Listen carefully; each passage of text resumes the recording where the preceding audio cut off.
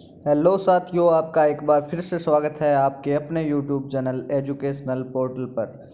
मैं सुधीर बालन आपके लिए लेकर के आया हूँ एक बहुत ही महत्वपूर्ण टॉपिक, विभिन्न प्रकार की कृषि विधियाँ। साथियों, जो बार बार चाहे जो भी इन्वायरमेंट का एग्ज़ाम हो, चाहे आपका एग्रीकल्चर में किसी भी भर्ती परीक्षा का एग्ज़ाम हो, जैसे कृषि पर्यवेक्षक एग्रीकल्चर सुपरवाइज़र हो, चाहे बायोलॉजी का हो, चाहे हॉर्टिक, अलग अलग प्रकार के सब्जेक्ट का पेपर हो, तो ये सामान्य प्रश्न है जो बार बार आपसे पूछे जाते हैं। जो सामान्य ज्ञान या सामान्य विज्ञान जो सब्जेक्ट जिसमें होता है, सामान्य जनरल साइंस, उसमें भी ये पूछा जाता है। साथियों, ये बार एक एक प्रश्न का इसमें से प्रश्न 1 नंबर का प्रश्न आता है बार बार।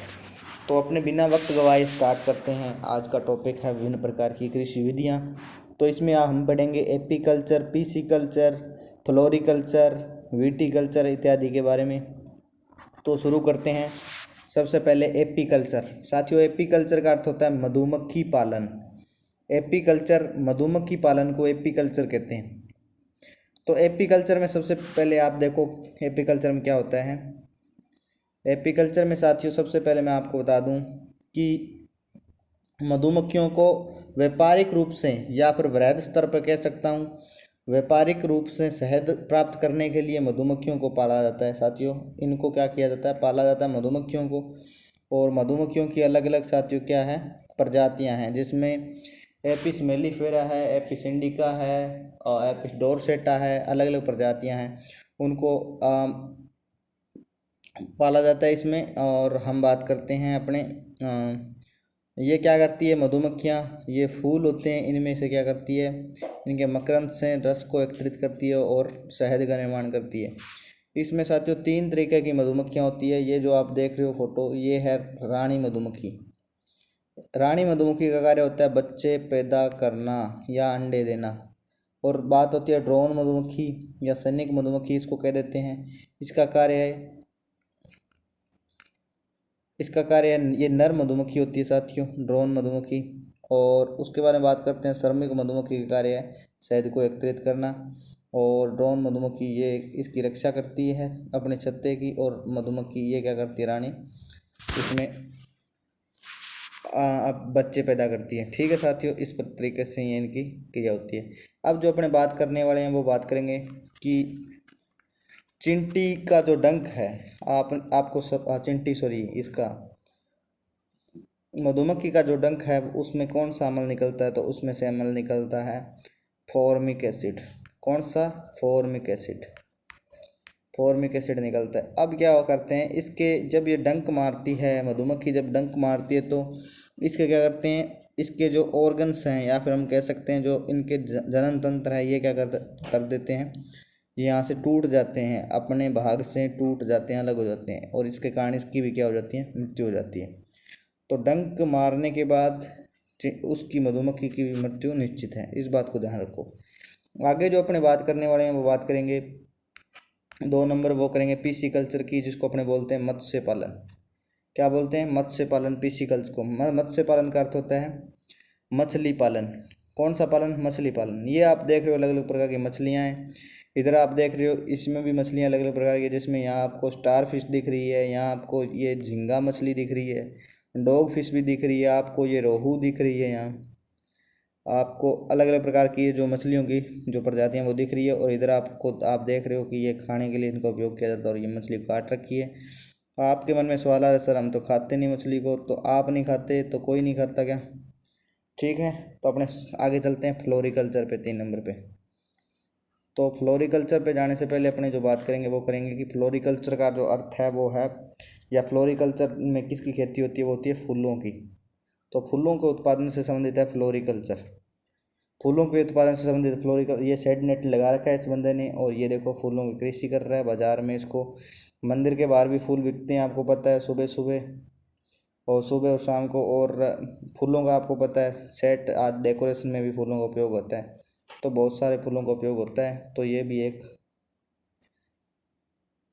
फ्लोरिकल्चर, इसमें भी क्या फूलों का उत्पादन किया जाता है। फिर अपने जो बात करेंगे वो करेंगे 4 नंबर पे विटीकल्चर। किसकी बात करेंगे, विटीकल्चर की। विटीकल्चर देखो भूमध्य सागरीय कृषि का ही एक भाग मैं कह सकता हूँ इसको।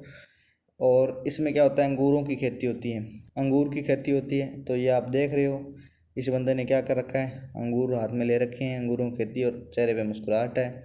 ये आपको अंगूर देख के आपके मुंह में पानी आ ही गया होगा।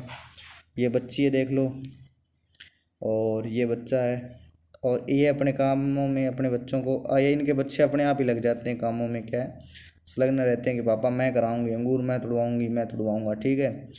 तो ये सिस्टम भूमध्य सागरीय कृषि के अंतर्गत आता है, ठीक है, विटीकल्चर या अंगूर की खेती। लेकिन अपने देखो, जहाँ शुष्क है, शुष्क वातावरण है, वहाँ क्या करते हैं, वहाँ बच्चों को लेके जाना पड़ता है मार पीट करके कि चलो खेत में चलो, और बच्चे जाने का मन नहीं करता। इधर क्या है, ये देखो, ये शुष्क इलाके की फोटो, और ये है अंगूर की, ये भूमध्य सागरीय। उसके बाद में अपने जो बात करेंगे, मतलब विटीकल्चर का अर्थ है अंगूरों की खेती। बात करते हैं वर्मी कल्चर। वर्मी कल्चर आपको पता है, वर्मी कंपोस्ट खाद तैयार होती है, और ये केंचुआ पालन या केंचुए से खाद तैयार करना वर्मी कल्चर कहलाता है। तो केंचुओं को क्या किया जाता है, केंचुओं को छोड़ दिया जाता है कंपोस्ट पिट बना करके, उसमें केंचू छोड़ दिया जाता है, और केंचू उनको खा करके और खाद को तैयार करते हैं। और ये देखो, किसानों के लिए वरदान साबित हो रही है ये खाद, और ये किसानों के मित्र का कहे जा सकते हैं केंचू। अब जो आगे अपने बात करने वाले हैं वो बात करेंगे पोमोकल्चर की। अपने जो बात करेंगे वो करेंगे पोमोकल्चर की। पोमोकल्चर में क्या आता है साथियों, पोमोकल्चर में आता है फलों का उत्पादन। तो फलों का उत्पादन साथियों, जो भी फलों का उत्पादन से संबंधित कृषि है वो आती है पोमोकल्चर में। ये देखो, आप अलग अलग तरीके के फ्रूट्स देख रहे हो। उसके बाद में आता है ओलेरीकल्चर। ओलेरीकल्चर में क्या होता है, ओलेरीकल्चर में होता है सब्जियों का उत्पादन साथियों। किसका, सब्जियों का उत्पादन। तो ज़मीन पर फैलने वाली सब्जियों का व्यावसायिक कृषि, ये होती है ओलेरीकल्चर। जैसे ये देख लो, यहाँ आप देख सकते हो, ये सब्जी का उत्पादन कर रखा है, ये भी सब्जी लगा रखी है इसमें, और ये देखो बैंगन लगे पड़े हैं, इधर शिमला मिर्च है, अलग अलग प्रकार की मिर्च है। और आगे देख सकते हो आप सेरीकल्चर। सेरीकल्चर का क्या अर्थ है, सेरीकल्चर में रेशम कीट पालन किया जाता है, और रेशम से क्या बनाए जाते हैं, रेशमी कपड़े बनाए जाते हैं। इसमें इसका प्रोसेस क्या होता है, सबसे पहले शहतूत के पेड़ पे पाले जाते हैं इनको, शहतूत के पेड़ पर पाले जाते हैं किनको, रेशम कीट को। ये रहा रेशम कीट। और उसके बाद में ये कीट से क्या बनता है, ये कीट क्या अंडे देता है, अंडे देने के बाद में क्या होता है, लार्वा होता है। ये आप लार्वा का फोटो देखो, लार्वा क्या करता है, अपने मुंह से क्या है, एक लार ग्रंथि होती है, जिससे क्या करता है, ये अपने चारों ओर ऊपर क्या कर देता है, लार्वा से क्या कर देता है, अपने ऊपर एक कोकून का निर्माण कर लेता है। ये आप देख रहे हो, और ये देख रहे हो, ये कोकून का निर्माण कर लेता है, और कोकून के अंदर क्या प्यूपा अंदर सेट हो जाता है। और उसके बाद में इनको एकत्रित कर लिया जाता है, कोकून को एकत्रित करने के बाद में इनको उबाल लिया जाता है, अलग जो भी विधि है इनको। और उसके बाद में इससे धागे बनाए जाते हैं, और धागे बनाने के बाद में कपड़े बना लिए जाते हैं। ये आप धागे देख सकते हो, और ये रेशमी कपड़े हैं। और ये आता है अपना सेरीकल्चर के अंतर्गत। अब अपने जो बात करेंगे वो करेंगे हॉर्टिकल्चर की। तो हॉर्टिकल्चर में क्या होता है साथियों, हॉर्टिकल्चर में होते हैं बागवानी, बागवानी को बोलते हैं हॉर्टिकल्चर। तो बागवानी को कहते हैं हॉर्टिकल्चर, फलों या साग सब्जियों की खेती को हॉर्टिकल्चर कहा जाता है। आप इसमें दो भाग देख सकते हो, इस पौधे के इधर फ्रूट हैं, इधर सब्जियां हैं। तो फल या साग सब्जियों की खेती हॉर्टिकल्चर कहलाती है। ये आप देख सकते हो, शेड नेट वगैरह लगा रखा है इन्होंने, खेती कर रखी है। अब जो एक हॉर्टिकल्चर होता है, एक होता है हॉर्सिकल्चर। बच्चे कई बार हॉर्सिकल्चर नाम आता है, ये तो कहता, इनको लगता है कि ये इसने बंदे ने गलत लिख रखा है, पेपर वाले ने, ये हॉर्टिकल्चर ही लिखना था, इसने हॉर्सिकल्चर लिख रखा है। नहीं, हॉर्सिकल्चर भी होता है। हॉर्सिकल्चर में क्या किया जाता है वो मैं आपको बता देता हूँ। हॉर्सिकल्चर में साथियों सवारी व यातायात तो उन्नत प्रजाति के घोड़े व खच्चरों को पालना, यह आता है हॉर्सिकल्चर में। ये घोड़े हैं आप देख रहे हो, ये खच्चर है, और ये भी खच्चर है। साथियों आपको पता होगा, नहीं पता है तो मैं बता देता हूँ कि घोड़े होते हैं, घोड़े का और जब गधे का या मादा गधे का, जिसको अपने गधी के देते हैं, घोड़े का और मादा गधे का क्या कराया जाता है, क्रॉस कराया जाता है।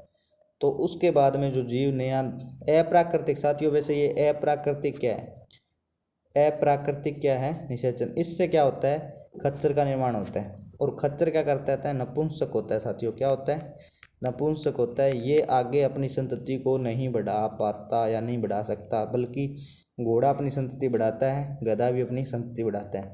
लेकिन इन दोनों के जो संकरण से जो नई प्रजाति जिसका निर्माण हुआ है खच्चर का, वो अपनी संतति नहीं बढ़ा पाता।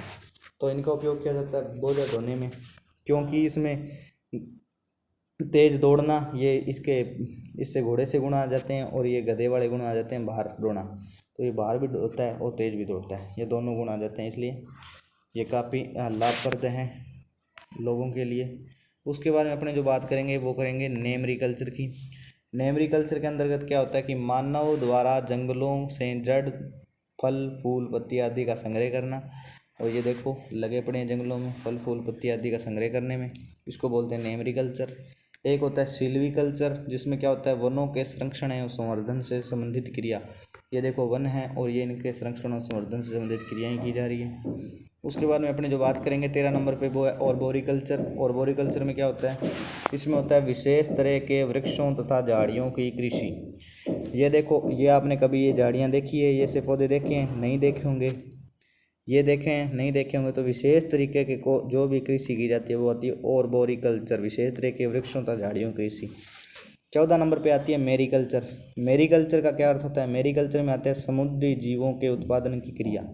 समुद्री जीव आपने ये देखा होगा, ये देखो अलग अलग स्टेशन से बना रखे हैं, ये बना रखा है राउंड सर्कल से बना रखे हैं, और इसके अंदर ये बना रखे हैं, और इसके अंदर इन्होंने क्या करते हैं समुद्री जीवों को उत्पादन की क्रिया करते हैं। जैसे ये कोई शैवाल है, ये हिप्पोकैम्पस है नीचे, और ये शैवाल है अलग अलग तरीके के, ये देखो मछली हैं समुद्री, इनका उत्पादन किया जाता है।